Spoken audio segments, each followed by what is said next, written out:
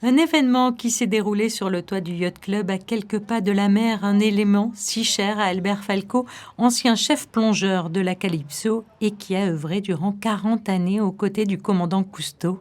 Cette projection lui rendait hommage car il a également beaucoup travaillé avec l'océanographe français François Sarano, les deux hommes partageant la même vision, une vision qu'ils avaient souhaité en réalisant ce documentaire, partager avec le grand public, celle d'un océan respecté et préservé.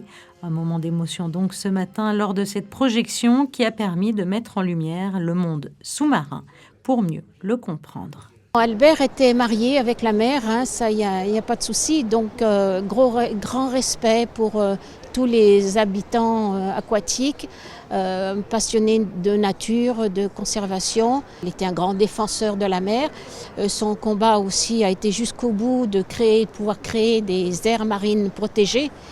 Et il en a fait un petit peu partout quand on a bien voulu l'écouter et l'entendre et faire surtout. Il a prêché donc la préservation des océans, de la nature, dans les écoles et dans les mairies, un petit peu partout, et il est entendu.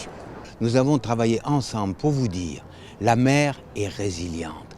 Nous l'agressons trop, mais il faut lui laisser de la place. Et si nous lui laissons de l'espace, en libre évolution, sans prélèvement, alors elle revient exubérante, foisonnante. Et c'est cette mer-là que je veux offrir à ma petite fille, que je veux offrir à vos enfants. C'est simple. Acceptons de laisser la place aux autres, un petit peu, d'ajuster notre activité, nos prélèvements, notre développement en fonction de leur droit d'existence. Et alors, la mer sera plus belle et plus riche.